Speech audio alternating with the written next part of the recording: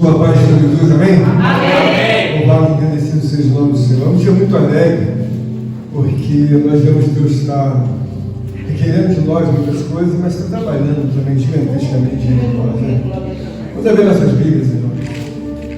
Livro do profeta Isaías, capítulo 66. Eu vou ler o verso 1 e o 2, e depois eu vou ler, parafraseando esse texto, do Evangelho de Jesus Cristo, segundo Marcos, capítulo 12, verso 30 a 34. Primeiro Isaías, em nome de Jesus. Amém. Diz assim a palavra de Deus: assim diz o Senhor, o céu é o meu trono, e a terra o estrado dos meus pés. Que casa me edificareis, vós? E qual é o lugar do meu repouso? Porque a minha mão fez todas estas coisas, e todas vieram a existir, diz o Senhor. Mas o homem para quem olharei é este, o aflito e abatido de espírito, e que teme da minha palavra. Repita comigo só esta parte. Mas o homem para quem olharei, Mas o homem para quem olharei é este, o aflito o aflito e abatido de espírito, e abatido de espírito, e que teme da minha palavra. que teme da minha palavra, E que treme da minha palavra. que teme da minha palavra. Poderia sentar, irmão. Irmãos, é notório, eu creio que seja até indiscutível, o amor de Deus e compartilhar a sua bondade, a sua misericórdia e a sua compaixão. Quantas vezes que Deus me leva a pensar, e eu desejo assim, digerir o que é compartilhar. Então eu começo a entender que Deus é um ser extremamente justo, fiel, mais do que bondoso. Eu acho que no nosso português, na nossa língua, nós classificamos como bondoso, como benigno. Mas eu acho que Deus excede, sabe, o significado dessas palavras. Porque Deus é uma pessoa que, dentro de um conceito que nós aprendemos da grandeza de Deus, da glória de Deus, alguém com essa natureza, e pensar ainda num ser tão pequeno, a criatura humana, e desejar compartilhar, sabe, de uma riqueza inefável, porque existem, irmãos, complexidades muito claras diante da nossa vida. E essas complexidades, às vezes, não nos trazem, sabe, quando nós pensamos de uma forma muito direta e não temos a devida sensibilidade, nós pensamos que tudo é muito fácil. Mas as coisas não são fáceis. Eu estou observando que a complexidade que existe nas coisas, elas são tão gigantes diante de uma obra natural, temporal, que se não fosse um Deus para intervir no coração de cada um de nós, para pensar acerca da obra divina, irmão, nós não poderíamos pensar em nada. Existem tantas coisas ao redor do mundo, tantas coisas ao redor da família, ao redor do homem, que se Deus não brada e abre um espaço nos nossos corações, nós iríamos pensar unicamente nas coisas que são perecíveis, nas coisas que ocupam o homem. Você vê que inúmeras vezes nós pregamos, falamos e oramos. Então eu comecei a ver uma coisa que é muito comum entre os homens, falar sobre diálogo. As pessoas até dizem, olha, um diálogo muito bem feito resolve muitas coisas. Olha, sem nenhuma obra, sabe, romântica, filosófica, humana. Depois de muito mais velho, eu comecei a aprender que a oração, em situações inúmeras, ela é muito mais eficiente do que a conversa com alguém. Mas eu não estou falando isso por uma questão romântica, sabe, Guilherme? Às vezes eu prefiro não conversar, porque eu sei que a eficácia da oração na minha vida com Deus é mais eficiente. E por que isso é interessante? Que todos nós viemos a destilar na alma o quanto Deus é poderoso em compartilhar conosco aquilo que vem a ser uma transferência de poder. Eu entendo da parte de Deus que o homem, ele precisa entender mais de Deus. E aí, então, o que nós aplicamos? Nós aplicamos a Bíblia Sagrada. Hoje aqui eu estava ouvindo o irmão Leandro, e ele estava desferindo uma alegria, com os olhos lacrimejando, e ele estava falando para mim, tipo assim, pastor, eu tenho que fazer mais. Eu não posso fazer isso. Eu vou ter que mudar, vou ter que fazer isso, vou ter que fazer aquilo. Então, o que aconteceu? Ele, impactado pelo poder do Espírito, quando cantava louvor, nas orações, etc. e tal, o Espírito de Deus levou lá no fundo da mente do Leandro o que ele deve pensar. Ninguém falou nada. Glória a Deus. Ninguém desferiu uma palavra. E o Leandro chegou em lágrimas. Por quê? O onipotente Espírito Santo, entrou direto na mente do Leandro. Isso é importante, irmãos. Isso é lindo, é extraordinário, é magnífico, porque independente, nós temos aqui a obrigatoriedade de trazer a palavra, nós sabemos que temos um Deus agindo no nosso meio. Isso é muito lindo, você sabe por quê, irmão Lauro? Porque não muito tempo atrás, o irmão Albino recebeu a oportunidade de orar. Ele balbuciou, foi friado pelo Espírito, e ali saiu daqui com os olhos cheios de lágrimas. Ninguém falou nada com o Albino, mas a intervenção do onipotente poder de Deus, irmãos, ela é algo, sabe, infalível. E é por isso que nós vamos crer na grandeza de Deus, pois que Deus tem nos dado graça para ver coisas, mais coisas, que às vezes nós não conseguimos viver. Isso é uma emoção? Não é emoção, não foi conversa de ninguém, é a intervenção do onipotente Espírito Santo de Deus. Isso nos traz alegria, porque em determinados momentos eu comecei a ver que a letra, ela não transfere a realidade e muito menos a grandeza de uma obra divina de Deus. Então o texto está dizendo assim: assim diz o Senhor, o céu é o meu trono e a terra o estrado dos meus pés. Que casa me edificareis, vós, e qual é o lugar do meu repouso? Nós olhamos assim no primeiro momento, irmã Eliette, o que a gente vê? A gente vê Deus falando não de um endereçamento, sabe, da sua residência oficial. Ele não está dizendo isso.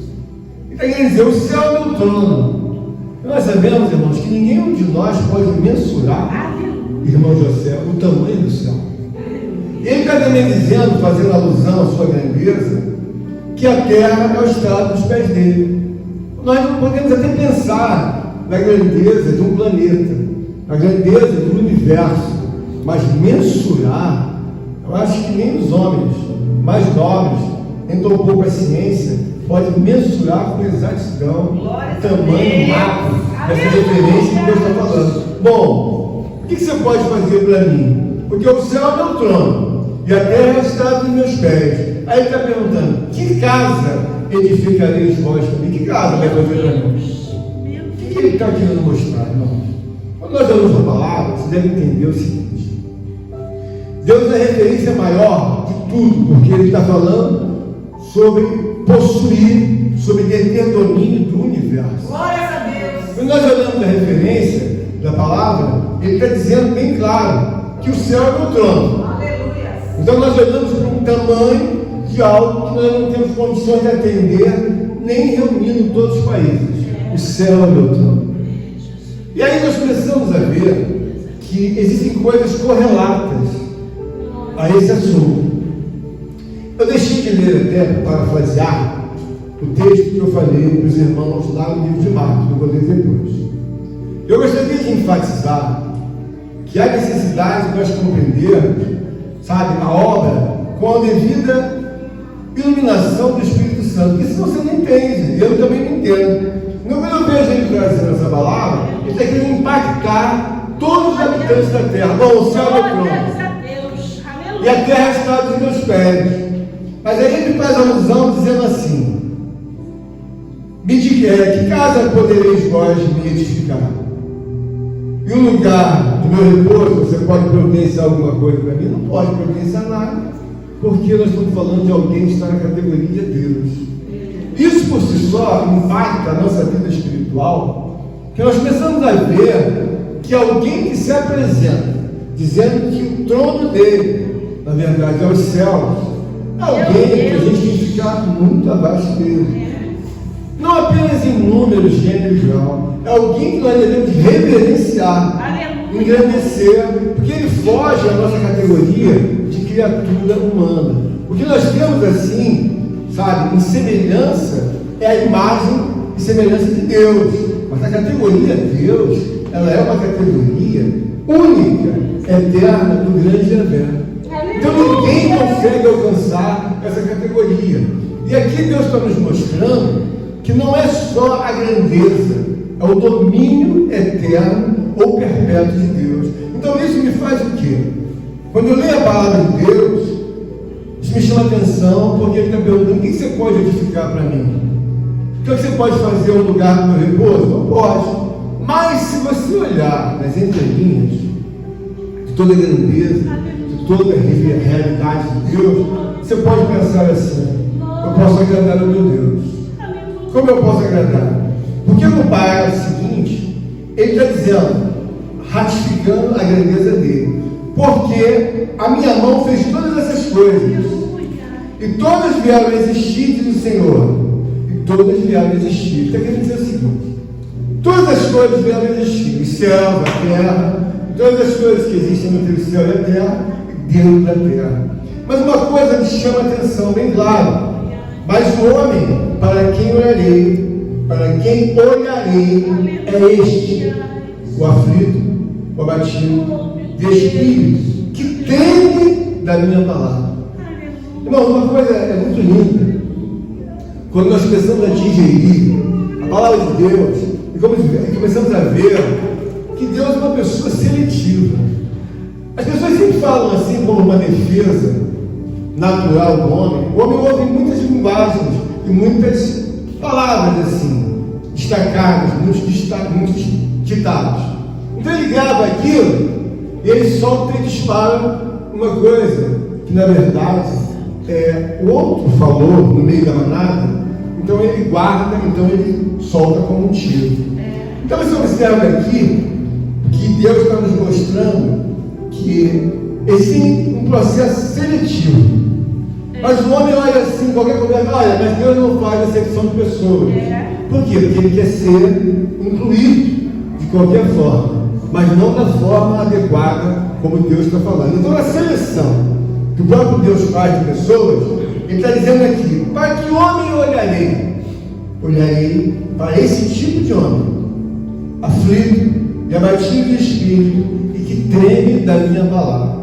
Vamos dizer o quê? Quando o homem é um homem aflito, e ele tem naturalmente a convicção da pessoa de Deus, ele entende: a minha aflição está aqui, o meu desespero está aqui, a minha angústia está aqui. Mas uma coisa inadmissível, inegociável ao homem que tem fé, uma mulher que tem fé, uma serva de Deus, um servo de Deus, ele não admite de maneira nenhuma. Não há essa possibilidade da vida dele de arredar os pés e confiar em Deus. Essa possibilidade não existe.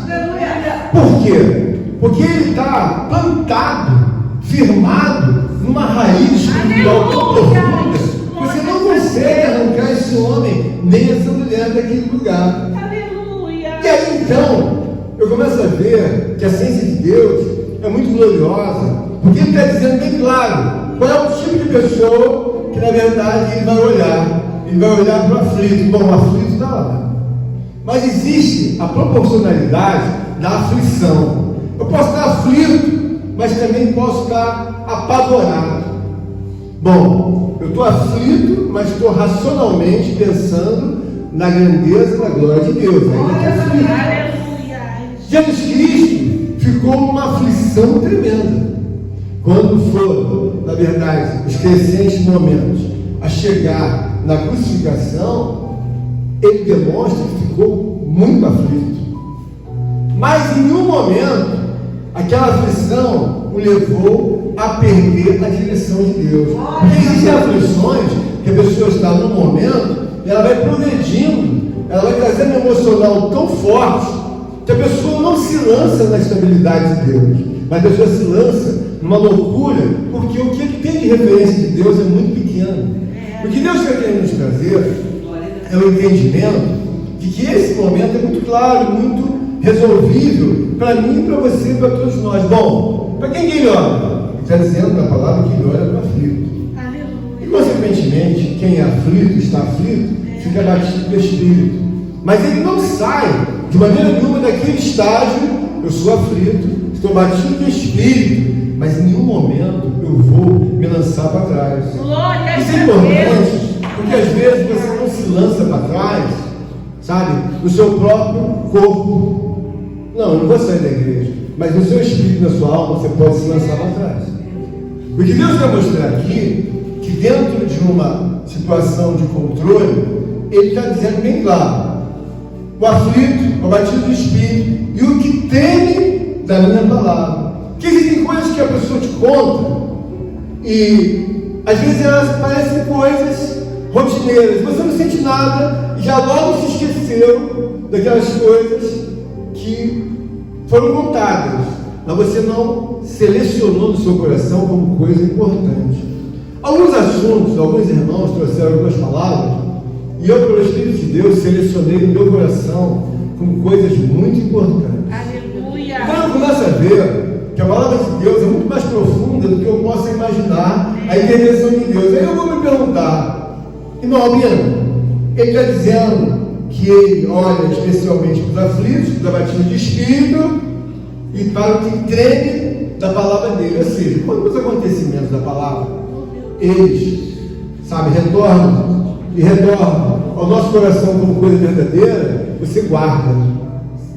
Mas por quê? Porque a palavra, irmãos, ela demonstra não apenas uma história, mas ela demonstra os pensamentos de Deus.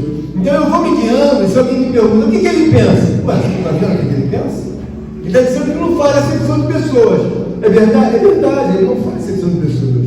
Mas ele está dizendo que olha para uma classe de pessoas. Ele olha para quem olharei? Para o aflito, para o abatido e para aquele que treme da palavra de Deus. Então essa última passagem, último apontamento, tremer, irmão, da palavra de Deus, é você memorizar o seguinte: o nosso Deus é um Deus tão tremendo, é um Deus tão gigante, tão infinito, tão profundo, que quando nós lemos a palavra de Deus, em muitas ocasiões as guerras que o povo de Israel enfrentou, o país vizinho, sabe, da esquerda ou da direita, já sabia o que ele fazia dentro de Israel quando o povo de Israel enfrentava os inimigos.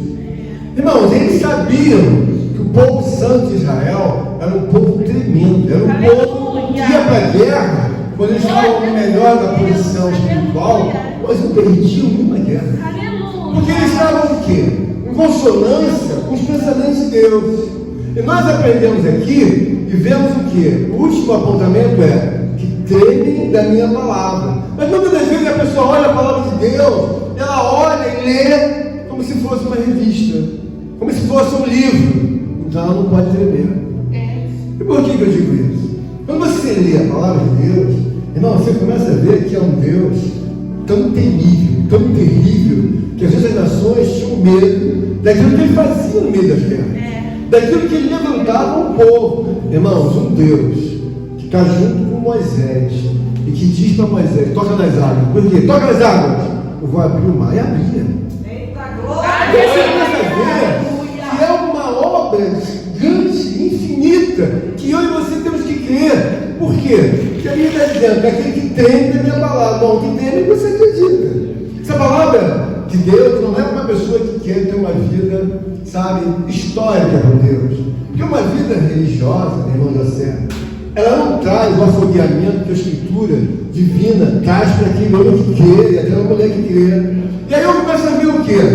Ele deseja que nós tenhamos a palavra mais do que como uma obra verdadeira. Tem sentir na entranha das almas o afogueamento daquilo que ocorreu. Então você vê um Deus que diz: mas quem tem as tuas mãos joga no chão, mas ele joga no cajado. Quando ele joga o cajado, naturalmente estava nas mãos, aí já virou uma serpente.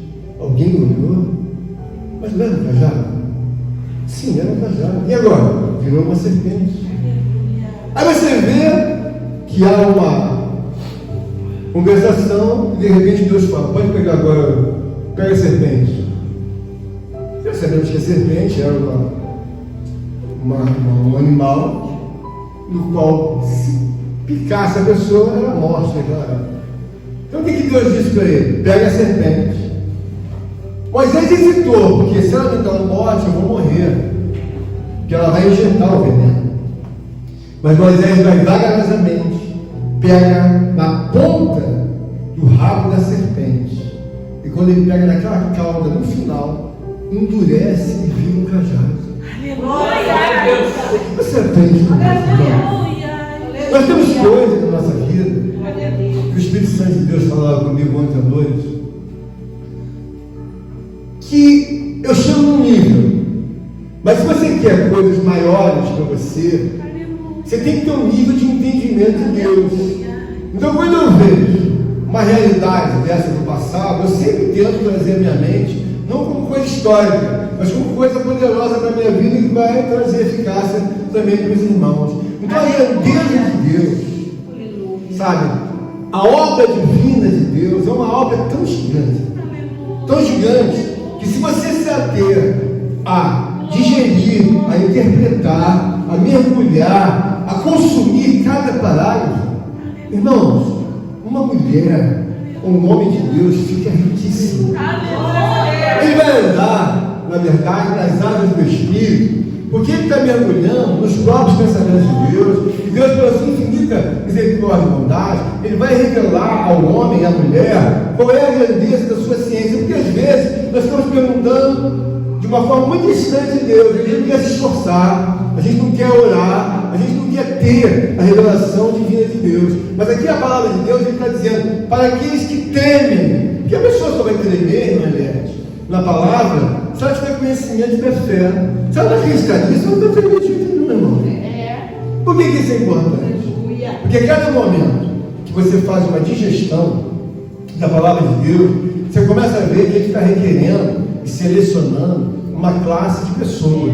Eu sempre olho para Deus, irmãos, e tento tirar do ensino de Deus tudo quanto ele pensa e o que ele fala. Hoje eu aprendi maiormente. Ele olha para o aflito. Mas aí eu vejo, o aflito tem uma proporção. O abatido do espírito também tem outra proporção. E também ele olha para o que treme na sua palavra. Tudo, irmãos, nós temos uma medição. Você pode tremer a 5%. Você pode tremer a 10%. Mas eu olho no irmão que a pessoa não tem nenhum momento assim de uma obra evidencial. E aí Deus fala, aquela mulher treme a 120% da minha vida.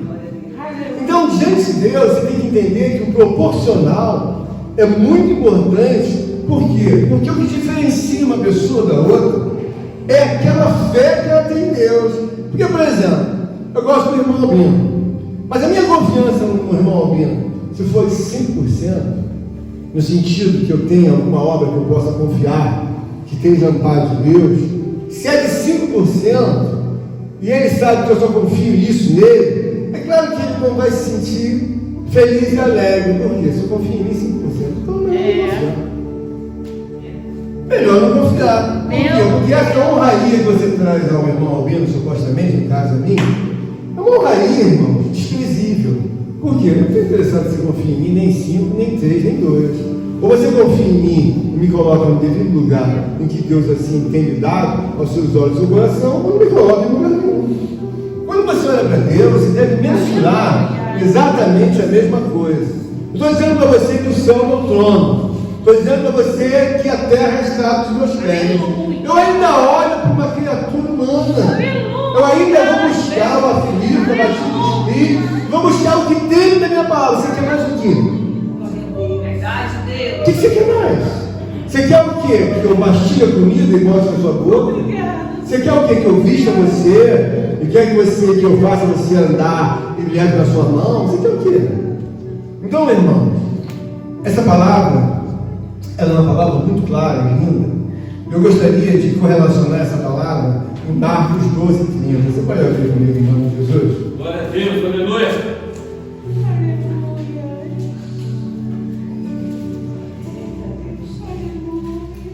Essa palavra transcrita no Velho Testamento, palavra milenar, que escapou aqui no Evangelho de Marcos de forma muito gloriosa. Essa palavra tem milênios e milênios. Olha o que diz a palavra. Marcos, capítulo 12, verso 30 até o 34. Olha bem. Amarás, pois, o Senhor teu Deus de todo o teu coração, de toda a tua alma, de todo o teu entendimento, de toda a tua força.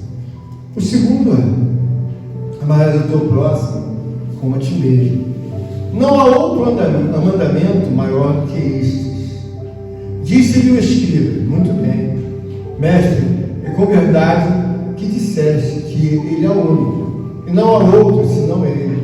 E que amar a Deus de todo o coração, de todo o entendimento, de toda a força, e amar ao próximo como a si mesmo, excede todos os holocaustos e sacrifícios. Vendo Jesus que ele havia respondido sabiamente, declarou-lhe: estás longe do reino de Deus. E já ninguém mais ousava interrogá-lo. O que Jesus está falando? Vendo Jesus que ele havia respondido sabiamente, declarou-lhe, aliás: não estás longe do reino de Deus. E já ninguém mais ousava interrogá-lo. O que Jesus entendeu da parte desse homem? Ele não estava longe.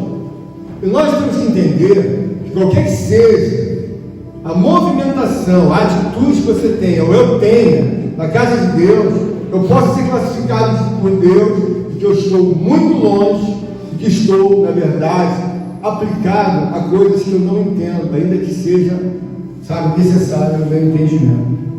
Então, quando você lê a palavra, o que você absorve da Escritura? A Bíblia está falando, no primeiro texto que eu li, no 30, amarás, pois, o Senhor teu Deus de todo o teu coração. Eu não tenho dúvida, irmãos, que é indiscutivelmente o mandamento que é mais sábio e mais correto de todo homem a fazer. Eu não diria que um mandamento, uma atitude, amar a Deus. Mas de quê? De todo o meu coração. Porque quando eu amo a Deus de todo o meu coração, eu tenho a oportunidade de trazer diante de Deus um lugar que eu posso desfrutar, onde nenhum homem pode me colocar. Nenhum homem pode me colocar. Se eu amar a Deus de todo o meu coração, eu vou para um lugar, irmão Eduardo, que ninguém pode me colocar. Por que eu estou falando isso, irmão? Porque é uma oportunidade de você estar sendo lembrado dentro do coração de Deus. Mas daí então, eu estar ao lado de Deus, o que significa isso? Alcancei um lugar perpétuo, alcancei um lugar soberano, alcancei um lugar ao qual Deus vai me trazer toda a obra que Ele pode compartilhar comigo. Então eu começo a ficar alegre, por quê? Amarás o Senhor teu Deus de todo o teu coração. Então o meu coração, ele tem já, naturalmente, uma informação que vai ser destacada. Então, o que eu tenho no meu coração? Coloquei em primeiro lugar, irmã Kelly, Deus. Eu amo a Deus o quê? De todo o meu coração. Mas só que tem que, quando eu falo de todo o meu coração, irmão Leandro, eu estou querendo dizer que Deus está dizendo que essa é a recomendação. Mas possa ser que no meu íntimo eu não ame a Deus de todo o meu coração. Ele está dizendo assim: olha, amarás o Senhor teu Deus de todo o teu coração. Mas só que tem que a tua negligência, ou a minha negligência, nos faz pessoas proporcionalmente resolvidas entre nós, mas não resolvidas devidamente dentro da vontade de Deus. Você pode estar resolvido entre você ou em mim, mas Deus fala assim: bom, Ele me ama, mas não é a proporção em que eu estimava e que desejava que Ele me amasse.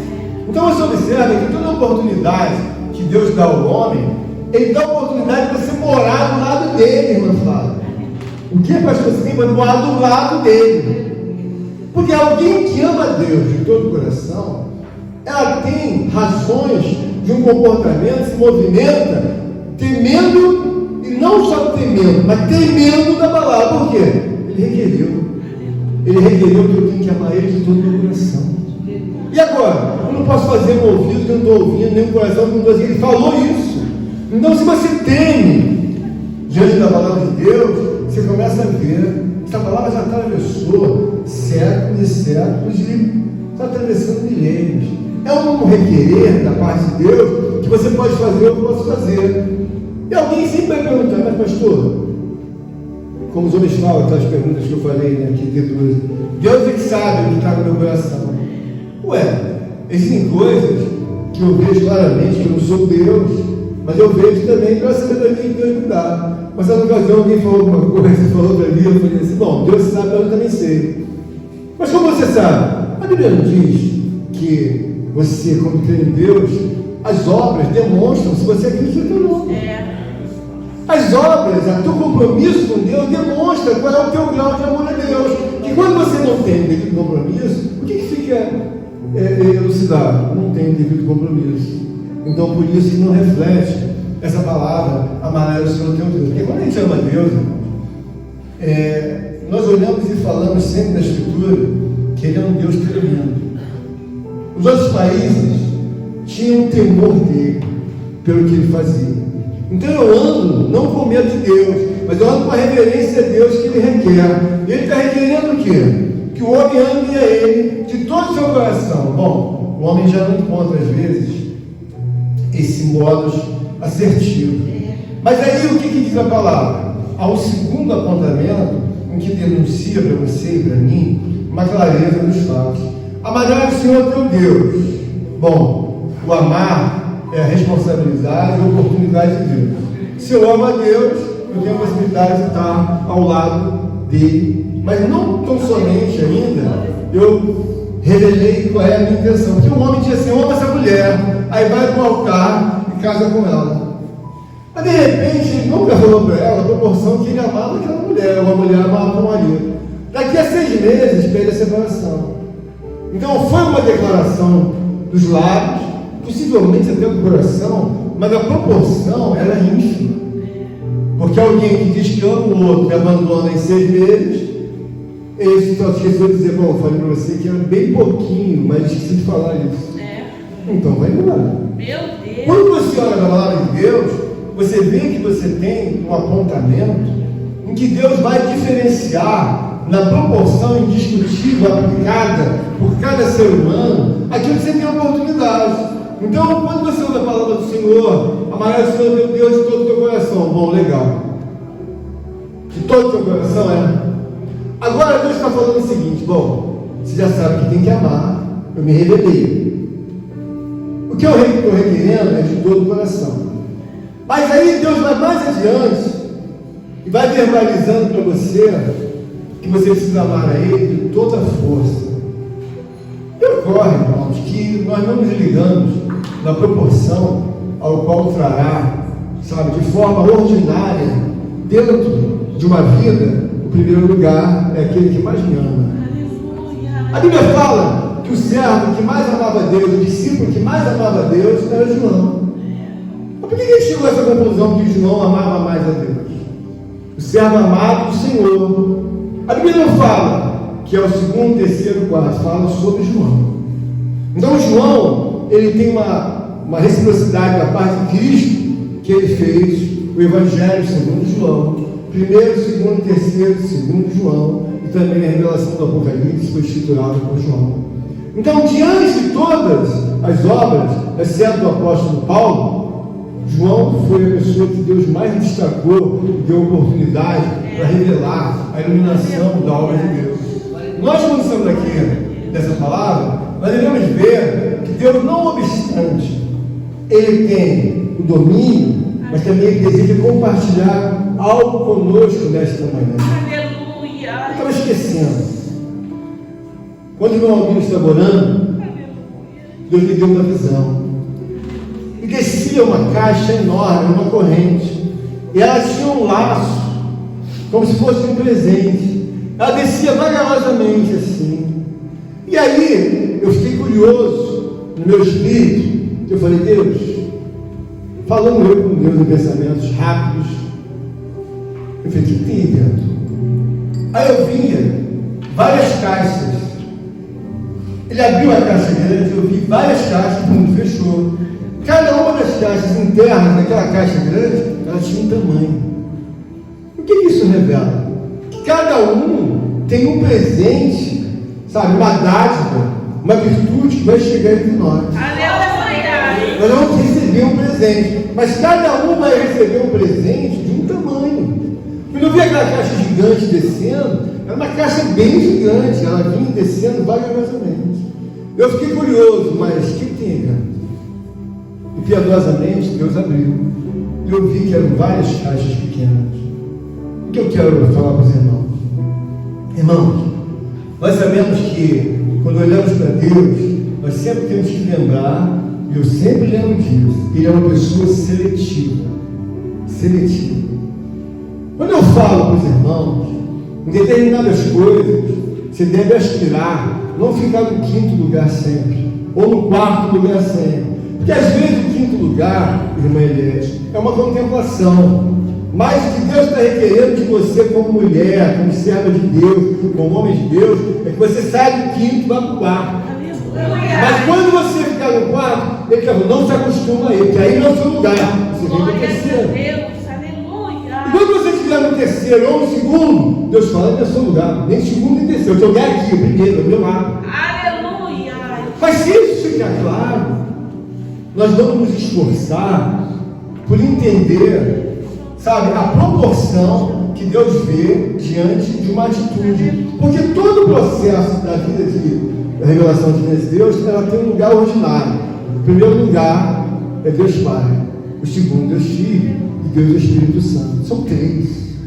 Mas os três têm uma sintonia, uma harmonia em todas as obras que eles projetaram. Então eles projetaram o seguinte: o que o Pai pensa, o Filho deve dar sequência. E o que o Espírito Santo de Deus vai fazer é apoiar todos e todos. E todos, naturalmente, o Pai e o Filho vão apoiar também o Espírito Santo. O negócio de Deus, você deve entender o seguinte: eu não tenho como vencer a Deus nunca, isso já está mais do que claro, mais do que óbvio. Mas eu vejo que Ele tem uma colocação de oportunidade para mim. Irmão Eduardo, você tem a oportunidade de amar a Deus, eu tenho a oportunidade. E aí o irmão Eduardo se apresenta muito mais forte que eu, quer me levar a buscar a Deus com mais entendimento do que eu. Então ele fala, pastor, vamos subir o monte hoje? Eu falo assim, vamos. Mas o que eu tenho que colocar entre a minha vida e a vida do Eduardo é que ele está entendendo os interesses de Deus, eu também. Então o que eu falo? Vamos sim, agora, vou me arrumar, porque 5 minutos você pode passar. Eu estou fazendo a vontade de Deus. Eu não estou atendendo o irmão Eduardo, nem irmão nenhum. Por quê? Porque quando eu me lembro que Deus é uma pessoa seletiva, eu lembro que Ele conhece os lugares ordinários. Então Deus é uma pessoa que sempre Ele faz menção de quem é o primeiro, o segundo, o terceiro, o quarto ou o último. Irmãos, eu estava olhando que diante de tudo aquilo que Deus me deu e da grandeza de Deus, eu não estou falando isso para você ficar com pena de mim. Quando eu olho o tamanho, eu não fiz nada. Por quê? Eu digo que eu não fiz nada porque, irmão, essa pessoa, ela tem muitos homens que a admiram no mundo inteiro. E quando ele fala uma palavra que as irmãs, sabe, aqui destacaram várias vezes, os irmãos também, aquele que achar a sua vida, perdê-la. Irmãos, eu não tenho dúvida. Outros tempos eu não podia digerir, sabe, essa palavra como agora, irmão. Mas agora eu tenho clareza. Quando eu deixo uma vida e vou para Deus, irmãos, eu não deixei nada. Eu comecei a entender o que eu estou falando. Aquele que, na verdade, deixa, ele já abandonou aquilo que não é nada. Por quê? Porque aquilo que eu tenho na proporção temporal, irmãos, eu tenho uma outra página que ele me fala de perpetuidade. Ele está dizendo que eu vou te dar, não é por 80 anos, nem por 100. Vou te dar eternamente algo que você nunca vai poder receber de homem algum, nem de criatura nenhuma, nem de Deus nenhum. Você nunca vai poder ter uma vida sustentável como os homens têm. Porque uma vida, irmãos, que hoje, como o irmão Albino orou, e a gente observa a oração. O que ele disse? Ele disse, Senhor, a vida não tem sido fácil. Cada dia que passa é mais difícil um dia do que o outro. Irmãos, imagina uma vida que você silenciosamente no banco da igreja, seja você criança e adulto, você tem dificuldades. A vida com Deus é uma vida em que Ele é o próprio governo da sua vida. Está passando por quê? Não há problema, porque Ele pensa e você vai pensar na direção de Deus. Mas quando você olha para um momento como esse, eu olho para a irmã Rosângela, ela está administrando os problemas aí que ela está tendo. Eu olho para a irmã Flávia, está administrando, aqui também está administrando, a irmã Eliane está administrando os problemas. O Albino disse claramente que ele sente o peso, está administrando. A irmã Laura, todos nós estamos administrando os problemas. Só que tem que, às vezes, o problema me abate mais. E tudo que eu queria era não ter aquele problema. Meu Deus. Eu queria não ter. Mas aí o que eu faço? Irmãos, a proporção, ela me coloca num lugar diante de Deus e diante da situação. Existem momentos que você sabe, vai tremer diante da palavra, vai falar, não sei a hora, mas vai chegar. Ele vai me ouvir, ele vai me ajudar. Eu não vou ficar, sabe, a deriva do mar, pensando, vai chegar. Você pensa que é porque ele é benigno, ele é bondoso. Ele é um Deus real, ele é um Deus misericordioso, ele é um Deus que me ama. Ele diz na sua palavra, eu amo os que buscam pela madrugada. Então tem buscado a Deus, e Ele não é mentiroso. Mas daí então, você intensificar, começar a buscar em razão de você próprio, considerando as promessas de Deus, é uma coisa, está tremendo na palavra. Mas quando você, sabe, não tem essa ardência, essa radiação, o que fica longe? Fica longe de você alcançar a pessoa de Deus. Eu posso estar aqui e levantar a mão, mas quem está vivendo está vendo, mas é mais um homem dentro dos homens. Por quê? Porque não faz diferença. Então, você tem que acenar para Deus.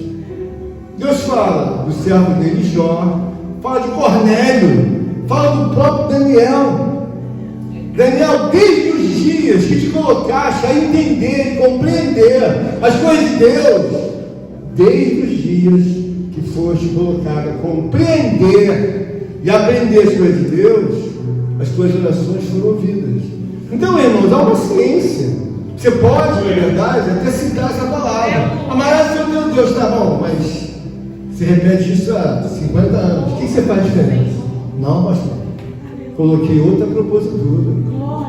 Coloquei outras medidas. Por quê? Porque, na verdade, existem muitas coisas que se deve, sabe, entender que existem na vida do homem. Por exemplo, o homem, ele é uma pessoa que tem uma natureza. E é óbvio, quando um homem olha para outro homem, ele sabe a natureza responsiva que o homem tem que ter. Mas existem homens que eu conheci, que por alguma razão, eles conjecturavam para mim e diziam, eu não tenho alegria de voltar para casa. Por quê? Ah, cara, tem uma mulher terrível. E aí? Olha aí, estou enrolado, estou com outra mulher, estou almoçando 2 vezes, jantando 2 vezes sem querer. E fazia isso por muitos anos. Mas qual era o problema? Ele não queria voltar para casa. Por quê? Porque a tratativa não era uma tratativa que o agradasse. Então, da mesma forma que acontece isso com os homens, pode acontecer com uma mulher. O lugar não é agradável. Quando você olha para a pessoa de Deus, você começa a ver que não tem razão nenhuma de nós rejeitarmos a Deus. Ele quer compartilhar, que você pense, sabe, em que Ele pode resolver tudo seu. Bom, o céu é meu trono, a terra está dos meus pés. Eu olho para o aflito, para o abatido do espírito, e só desejo o quê? Ser verdadeiro. Por quê? Uma pessoa que teme diante de Deus é uma pessoa que vai falar assim, não, esse caminho não é para mim. Mas uma pessoa quando está, sabe, distanciada, consumida de total, sabe, sofrimento, ela se joga em outra situação. Ela não quer voltar para casa. Então o homem não quer voltar para casa por quê? Porque aquela casa reflete uma angústia para ele. Mas eu tenho casa, eu tenho filhos, tenho mulher, eu não quero voltar. Porque eu não quero voltar, não quero discutir, não quero brigar, não quero entrar, sabe, em conjecturar esse assunto. Marido, vamos conversar. Eu não quero conversar. Não quero conversar, não quero fazer nada. Mas aí você vê a pessoa de Deus de braços abertos. Glórias a Deus. Você vê um Deus que pode resolver uma situação gloriosamente para você. Porque ele está dizendo o seguinte, ó, o que você acha que eu penso? Eu penso que você tem que me amar. Aleluia, Deus. Mas como? Você tem que me amar de todo o seu coração. Aleluia, Senhor.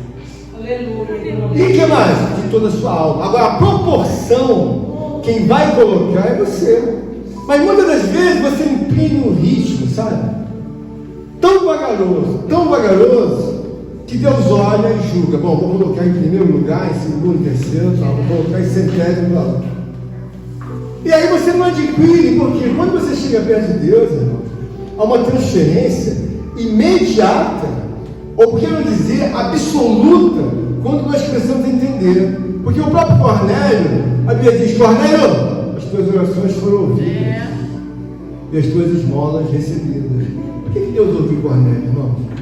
A intensidade que Deus nos dá, graça para compreender a palavra, é a mesma intensidade que eu olho e vejo, sabe, irmã Flávia? Ele dizendo, olha, eu ouço a todos, mas daí a conversão de todas as obras de oração, irmãos, ela deve ser dada para que você, por exemplo, eu não estou no seu pé, e às vezes você tem um calo, eu não tenho, mas aquele calo é um negócio que é mais chato, que me incomoda, você precisa tirar ele. O que você faz? Vou tirar o calo.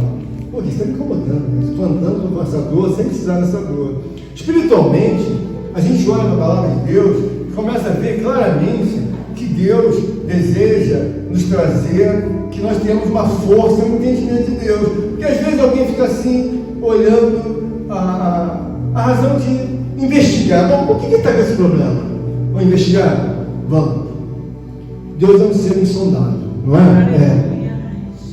Ele pode ser seguido por alguém? Não.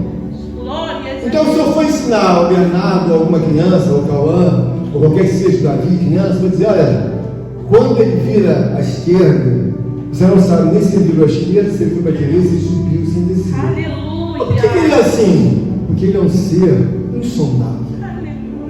Ninguém sabe onde ele vai, ninguém sabe se ele desceu, se ele subiu, ninguém sabe. Mas o que a gente sabe? Ele é a pessoa mais poderosa do mundo. E ele é fiel. Então nós aprendemos da parte de Deus que nós temos uma possibilidade de resolver assuntos que não estão sendo resolvidos. E por quê? Porque o homem, quando se lança diante dos benefícios de Deus, ele lança com convicção. Senhor, preciso de mais fé. Por quê? Estou no meio do caminho, preciso chegar lá em Jerusalém. E aí? Começou a entrar uma incredulidade, uma falta de fé. E eu estou querendo voltar para trás. Me ajuda, Senhor. Isso estou começando, me ajuda, me dá força. Não deixa eu voltar para trás, não deixa eu me jogar, não deixa eu me entregar, não deixa eu me fazer a vontade da carne. Não deixa, Senhor, não deixa. Mas Deus vê que você está com temor da palavra de Deus. Glória a Deus. Isso só fica vivo, sabe, irmão Albino? Se você trouxer para Deus a sua dependência. E hoje o que Deus está querendo nos falar é que Ele não é um Deus surdo, nem te colocou na fila do último lugar. Ele está querendo dizer o seguinte: tem outros que estão entrando na frente, e a minha palavra diz: os últimos serão o quê? Os primeiros. Mas por que os últimos vão ser os primeiros? Porque os últimos, irmão, acharam um lugar melhor do que propriamente dito aquele que está primeiro. Então, por exemplo, não vai ser surpresa para mim, de maneira alguma, que algum irmão venha, alguma irmã, sabe, um homem ou uma mulher de Deus, se destaquem gigantescamente diante de Deus.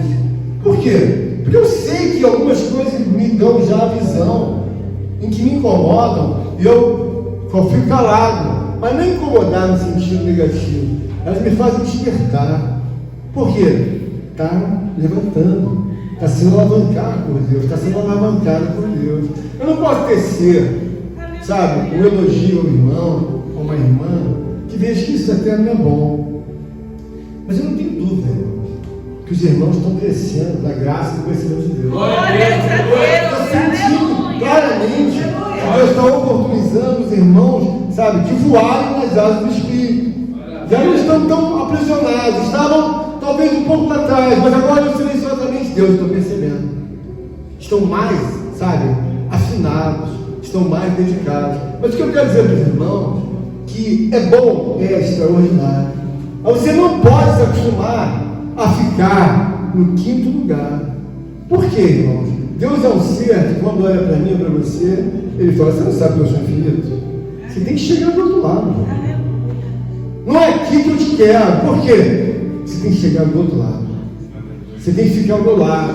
Você tem que pensar como eu penso. Você tem que ver as coisas como eu vejo. Você tem que entender que um pai quer transferir para o filho tudo aquilo que ele aprendeu, no sentido que vai ajudar o filho. Então não adianta eu ficar aqui, irmão Albino, mas espera aí. Está parado por quê? Não. Eu preciso que você esteja ao meu lado. Quem já ensina aqui o Espírito Santo mesmo falando? Quando Jesus estava aqui, encarnado, qual era o grande desejo de Deus que ele aspirava? Que a obra fosse cumprida, que o filho resolvesse tudo e que depois voltasse e se assentasse ao lado dele. O que Deus quer que você entenda que muitas das vezes as coisas não estão explícitas, mas elas estão implícitas e elas estão dizendo para você em espírito de verdade. Bom, o meu filho eu coloquei ao meu lado. E vós também sois filhos por adoção de Cristo Jesus. É claro que Deus quer o melhor para nós nessa terra. Ele quer que nós sejamos ajudados e resolvidos. Mas muitas das vezes você fica no quarto lugar. E aí Deus olha para você um ano. Bom, você não vai ser bem. Mas Ele diz: olha, eu não quero nem o quarto para você, nem o terceiro. Quero que você esteja ao meu lado. Então eu estava pensando diante das coisas de Deus. Deus me levou, Glória a Deus, aleluia, a pensamentos em que eu preciso fazer muito mais. Parece uma coisa incrível, mas eu não tenho tempo no trabalho, irmãos. Eu não vou falar dessa forma que seria uma ignorância, uma falta de respeito, consideração. Mas quando Deus olha para a pessoa, Ele não fala isso. Mas Ele quer dizer o seguinte: o que eu tenho é muito maior, é muito mais valioso, você vai ter muito mais tranquilidade, você vai ter muito mais prazer. Glória a Deus. Então, quando você ouve oração, você ouve a oração dizendo: Senhor, eu estou me sentindo muito melhor, estou me sentindo muito mais em paz, estou me sentindo muito mais alegre orando. Era o que falava o irmão Albino.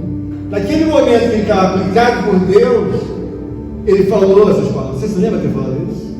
Porque ele estava num bem-estar, estava se ocupando com Deus, estava enchendo a alma de Deus, as razões de Deus, o costume de Deus, na sua vida dele.